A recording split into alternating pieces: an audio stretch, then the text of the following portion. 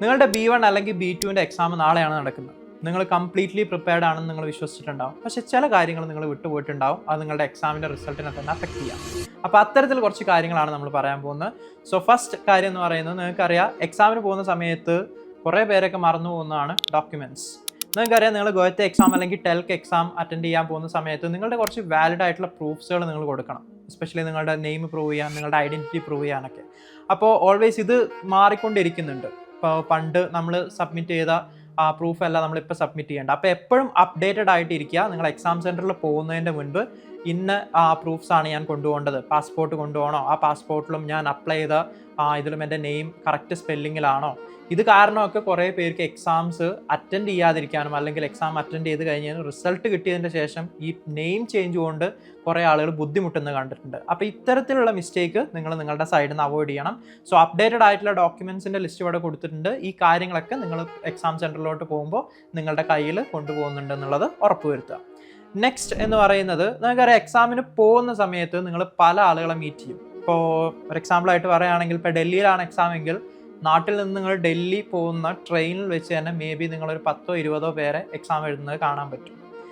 ഇവർ നിങ്ങളോട് ചിലപ്പോൾ പോസിറ്റീവായിട്ടും അല്ലെങ്കിൽ നെഗറ്റീവായിട്ടും കാര്യങ്ങൾ ഷെയർ ചെയ്യാം. ആ ടോപ്പിക് അങ്ങനെയല്ല പ്രസൻറ്റ് ചെയ്യേണ്ടത്, അല്ലെങ്കിൽ ഇന്ന ടോപ്പിക്ക് യൂസ് ചെയ്ത് കഴിഞ്ഞാൽ നമുക്ക് കൂടുതൽ മാർക്ക് കിട്ടും, ഇന്ന റേഡമിറ്റിൽ വെച്ച് കഴിഞ്ഞാൽ മാർക്ക് കിട്ടും. സോ ആ ലാസ്റ്റ് മിനിറ്റ് കാര്യങ്ങളൊന്നും നിങ്ങൾ ഒരിക്കലും എന്ത് ചെയ്യരുത്, അക്സെപ്റ്റ് ചെയ്യാതിരിക്കുക. അതിൽ നിങ്ങൾക്ക് പോസിറ്റീവായിട്ട് തോന്നുന്നുണ്ടെങ്കിൽ അക്സെപ്റ്റ് ചെയ്യുക. ബട്ട് നിങ്ങളുടെ പ്രിപ്പറേഷനെ അഫക്റ്റ് ചെയ്യുന്ന രീതിക്ക് ഒന്നും തന്നെ നിങ്ങൾ എന്ത് ചെയ്യരുത്, അക്സെപ്റ്റ് ചെയ്യരുത്. അങ്ങനെ ചെയ്യണം. നിങ്ങൾ ഓൾറെഡി പ്രിപ്പയർഡ് ആണ്, നിങ്ങൾ ഓൾറെഡി എക്സ്പേർട്ടിൻ്റെ അടുത്ത് നിന്ന് എല്ലാ പ്രിപ്പറേഷനും എടുത്തിട്ട് വന്ന ആളാണ്. So always stick on that. ബാക്കിയുള്ളവർ എന്ത് പറയുന്നോ, അല്ലെങ്കിൽ ആ ഒരു ലാസ്റ്റ് മിനിറ്റ് ഐഡിയാസ് അല്ലെങ്കിൽ ലാസ്റ്റ് മിനിറ്റ് ആയിട്ടുള്ള ലൈക്ക് നിങ്ങൾക്ക് അന്ന് മീറ്റ് ചെയ്ത ഒരാൾ പറയാണ് പിന്നെ റെഡമിറ്റിൽ യൂസ് ചെയ്ത് കഴിഞ്ഞാൽ കൂടുതൽ മാർക്ക് കിട്ടും. യൂസ് ചെയ്യാതിരിക്കുക. നിങ്ങൾ എങ്ങനെയാണോ പ്രിപ്പയർഡ് ആയിട്ടുള്ളത് ആ രീതിയിൽ നിങ്ങൾ എക്സാം ഹാളിൽ പോയിട്ട് അറ്റൻഡ് ചെയ്യാം. കാരണം ഇത് നിങ്ങൾക്ക് നടക്കാൻ ചാൻസ് ഉള്ള ഇൻസിഡൻ്റ് ആണ്. മേ ബി നിങ്ങൾ ട്രെയിനിലോ ഫ്ലൈറ്റിലൊക്കെ പോകുന്ന സമയത്ത് പല സ്റ്റുഡൻസിനെ മീറ്റ് ചെയ്യും. അവർ ചിലപ്പോൾ ഇങ്ങനത്തെ കാര്യങ്ങൾ ഷെയർ ചെയ്യും. അപ്പോൾ നിങ്ങൾ എന്ത് ചെയ്യും, നിങ്ങളുടെ യഥാർത്ഥ പ്രിപ്പറേഷൻ മെത്തേഡ് എന്ന് മാറി ചിലപ്പോൾ അത് ചെയ്യും. അത് നിങ്ങളുടെ എന്ത് ചെയ്യും, ഫൈനൽ എക്സാമിനെ അഫക്റ്റ് ചെയ്യുന്ന രീതിക്ക് വരും. ഓക്കെ, കാരണം നിങ്ങൾ ആ ഒരു രീതിയിൽ പ്രിപ്പയർഡ് അല്ലാത്തതുകൊണ്ട്. സോ ഇത് നോക്കുക. പിന്നെ നെക്സ്റ്റ് നിങ്ങൾ നോക്കേണ്ടത് മോക്ക് ടെസ്റ്റ് ടൈമിംഗ്. അതായത് എപ്പോഴും നിങ്ങൾ എക്സാമിന് പോകുന്ന സമയത്ത് നമ്മൾ ഒരു മോക്ക് ടെസ്റ്റ് അല്ലെങ്കിൽ പ്രിപ്പറേഷൻ, ഞാൻ പറഞ്ഞല്ലോ നിങ്ങൾ എപ്പോഴും ഒരു 2 വീക്സ് അല്ലെങ്കിൽ 3 വീക്സ് മുൻപ് സ്റ്റാർട്ട് ചെയ്യണം. ആ സമയത്ത് മോക്ക് ടെസ്റ്റുകൾ നിങ്ങൾ നോക്കുക. നിങ്ങൾ തന്നെ ടൈം വെച്ചിട്ട് ഇന്ന ടൈം കൊണ്ട് ഞാനിത് അറ്റൻഡ് ചെയ്യുന്നുണ്ടോ, ഇന്ന ടൈം കൊണ്ട് തീർക്കാൻ പറ്റുന്നുണ്ടോ, പിന്നെ സ്പീക്കിംഗ് ചെയ്യുന്ന സമയത്ത് ഇത്ര ടൈം ഞാൻ പ്രിപ്പറേഷൻ യൂസ് ചെയ്തിട്ട് ഇത്ര ടൈം കൊണ്ട് ഞാൻ പ്രസൻറ്റ് ചെയ്യുന്നുണ്ട്. ആ രീതിയിലുള്ളൊരു മോക്ക് ടെസ്റ്റ് നിങ്ങൾ കണ്ടക്ട് ചെയ്യാം. പിന്നെ നെക്സ്റ്റ് പറയാനുള്ളത്, നിങ്ങളുടെ സ്ലീപ്പ് നിങ്ങൾ പ്രയോറിറ്റൈസ് ചെയ്യുക. എക്സാമിൻ്റെ തലേ ദിവസം നിങ്ങൾ കൂടുതൽ ടെൻസ്ഡ് ആവാതെ പ്രോപ്പർ റിലാക്സ്ഡ് ആയിട്ടിരിക്കുക, പ്രോപ്പർ സ്ലീപ്പ് എടുക്കുക.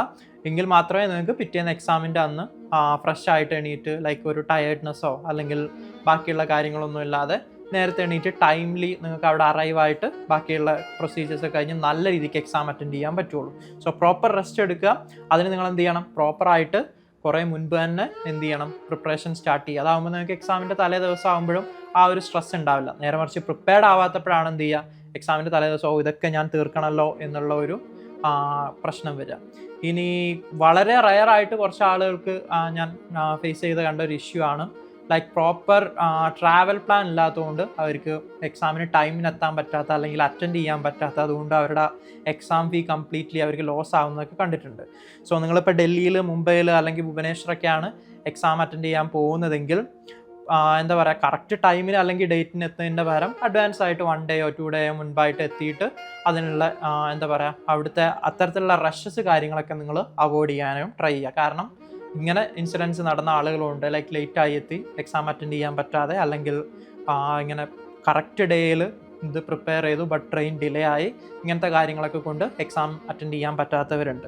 സോ ഈ ഒരു കാര്യങ്ങളൊക്കെ എനിക്കറിയാം നിങ്ങൾ മേ ബി ഇതിനെക്കുറിച്ച് ആലോചിക്കുന്നേ ഉണ്ടാവില്ല എക്സാം പ്രിപ്പറേഷൻ എന്ന് പറയുന്ന സമയത്ത്. സോ വൺസ് നിങ്ങളെല്ലാ അക്കാഡമിക് സൈഡിലുള്ള എല്ലാ പ്രിപ്പറേഷനും കഴിഞ്ഞ് കഴിഞ്ഞാൽ ഇങ്ങനത്തെ കാര്യങ്ങളും കൂടെ നിങ്ങൾ ശ്രദ്ധിക്കണം. ഇതും കൂടെ ഓക്കെ ആണെന്നുണ്ടെങ്കിൽ നിങ്ങൾക്ക് പ്രോപ്പറായിട്ട് എക്സാം അറ്റൻഡ് ചെയ്യാനായിട്ട് സാധിക്കുന്നതാണ്.